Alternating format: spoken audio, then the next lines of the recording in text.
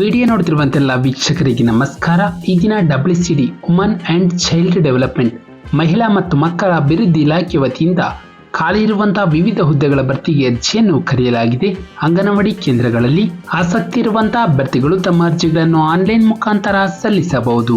ನಮ್ಮ ವಿಡಿಯೋನ ಹೊಸದಾಗಿ ನೋಡ್ತಿದ್ರೆ ನಮ್ಮ ಚಾನಲ್ ಅನ್ನು ಸಬ್ಸ್ಕ್ರೈಬ್ ಮಾಡಿ ಹಾಗೂ ಪಕ್ಕದಲ್ಲಿರುವ ಬೆಲ್ ಐಕಾನ್ ಅನ್ನು ಕ್ಲಿಕ್ ಮಾಡಿ ಮುಂದೆ ಬರುವಂತಹ ಎಲ್ಲ ಸರ್ಕಾರಿ ಹುದ್ದೆಗಳ ಸಂಪೂರ್ಣ ಮಾಹಿತಿಗಳನ್ನು ಪಡೆಯಿರಿ. ಈ ಒಂದು WCD ವತಿಯಿಂದ ಹುದ್ದೆಗಳ ಹೆಸರು ಅಂಗನವಾಡಿ ಕಾರ್ಯಕರ್ತೆಯರು ಮತ್ತು ಅಂಗನವಾಡಿ ಸಹಾಯಕಿಯರು. ಒಟ್ಟು ಖಾಲಿರುವ ಹುದ್ದೆಗಳ ಸಂಖ್ಯೆ ಒಟ್ಟು 344 ಹುದ್ದೆಗಳ ಭರ್ತಿಗೆ ಅರ್ಜಿಯನ್ನು ಕರೆಯಲಾಗಿದೆ. ನಂತರ ಹುದ್ದೆಗಳ ವಿವರ ಇಲ್ಲಿ ನೋಡಬಹುದು. ತಾಲೂಕು ಅಂಗನವಾಡಿ ಕಾರ್ಯಕರ್ತೆ ಮತ್ತು ಅಂಗನವಾಡಿ ಸಹಾಯಕಿ ಹುದ್ದೆಗಳು ಅಂಕೋಲಾ 3 ಪೋಸ್ಟ್, ನಂತರ 17 ಪೋಸ್ಟ್ ಭಟ್ಕಳ, ಹಳಿಯಾಲ, ದಾಂಡೇಲಿ, ಹೊನ್ನಾವರ, ಜೋಯಾಡ, ಕಾರವಾರ, ಕುಮಟ, ಮಂಡಗೋಡ, ಸಿರಸಿ, ಯಲ್ಲಾಪುರ. ಕರ್ತವ್ಯದ ಸ್ಥಳ ಉತ್ತರ ಕನ್ನಡ ಜಿಲ್ಲೆಯಲ್ಲಿ ಅಂಕೋಲಾ, ಭಟ್ಕಳ, ಹಳಿಯಾಲ, ದಾಂಡೇಲಿ, ಹೊನ್ನಾವರ, ಜೋಯಾಡ, ಕಾರವಾರ, ಕುಮಟ, ಮಂಡಗೋಡ, ಸಿದ್ದಾಪುರ, ಶಿರಸಿ, ಯಲ್ಲಾಪುರ ತಾಲೂಕುಗಳಲ್ಲಿ ಕೆಲಸವನ್ನು ನಿರ್ವಹಿಸಬೇಕು. ನಂತರ ಶೈಕ್ಷಣಿಕ ವಿದ್ಯಾರ್ಥಿ ಅಂಗನವಾಡಿ ಕಾರ್ಯಕರ್ತೆ ಹುದ್ದೆಗೆ ಅರ್ಜಿಯನ್ನು ಸಲ್ಲಿಸಲು ಅಭ್ಯರ್ಥಿಗಳು ಕನಿಷ್ಠ PUCಯನ್ನು ಉತ್ತೀರ್ಣರಾಗಿರಬೇಕು. SSLCಯಲ್ಲಿ ಕನ್ನಡ ಭಾಷೆಯನ್ನು ಪ್ರಥಮ ಅಥವಾ ದ್ವಿತೀಯ ಭಾಷೆಯನ್ನಾಗಿ ಓದಿರಬೇಕು. ನಂತರ ಅಂಗನವಾಡಿ ಸಹಾಯಕಿ ಹುದ್ದೆಗೆ ಅರ್ಜಿಯನ್ನು ಸಲ್ಲಿಸಲು ಅಭ್ಯರ್ಥಿಯು SSLC ಅಥವಾ ತತ್ಸಮಾನ ವಿದ್ಯಾರ್ಹತೆಯನ್ನು ಹೊಂದಿರಬೇಕು. ನಂತರ ವಯೋಮಿತಿ ಅಭ್ಯರ್ಥಿಗಳು ಅರ್ಜಿಯನ್ನು ಸಲ್ಲಿಸಲು ಕನಿಷ್ಠ 19 ವರ್ಷ ಪೂರೈಸಿರಬೇಕು ಹಾಗೂ ಗರಿಷ್ಠ 35 ವರ್ಷ ಮೀರಿರಬಾರದು. ನಂತರ ಸಡಿಲಿಕೆ ವಿಕಲಚೇತನ ಅಭ್ಯರ್ಥಿಗಳಿಗೆ 10 ವರ್ಷ ವಯೋಮಿತಿ ಸಡಿಲಿಕೆಯನ್ನು ನೀಡಲಾಗಿದೆ.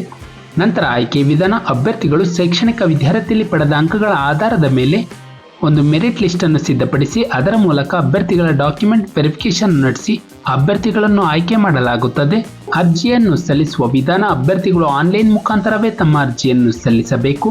ಆನ್ಲೈನ್ ಅರ್ಜಿಯೊಂದಿಗೆ ಲಗತ್ತಿಸಬೇಕಾದಂತಹ ದಾಖಲೆಗಳು ಜನನ ಪ್ರಮಾಣ ಪತ್ರ ಅಥವಾ ಜನ್ಮ ದಿನಾಂಕ ಇರುವ SSLC ಅಂಕಪಟ್ಟಿ, ನಂತರ ನಿಗದಿತ ವಿದ್ಯಾರ್ಥಿ ಅಂಕಪಟ್ಟಿ, ತಹಶೀಲ್ದಾರರು ಅಥವಾ ಉಪ ತಹಶೀಲ್ದಾರರು ಪಡೆದ 3 ವರ್ಷದೊಳಗಿನ ವಾಸಸ್ಥಳ ದೃಢೀಕರಣ ಪತ್ರ, ನಂತರ ಅಭ್ಯರ್ಥಿಗಳ ಜಾತಿ ಪ್ರಮಾಣ ಪತ್ರ, ಪತಿಯು ಅಥವಾ ಪತ್ನಿಯು ಮರಣ ಹೊಂದಿದ್ದಲ್ಲಿ ಪತಿಯ ಮರಣ ಪ್ರಮಾಣ ಪತ್ರ ಹಾಗೂ ವಿಧವಾ ಪ್ರಮಾಣ ಪತ್ರವನ್ನು ಸಲ್ಲಿಸಬೇಕು.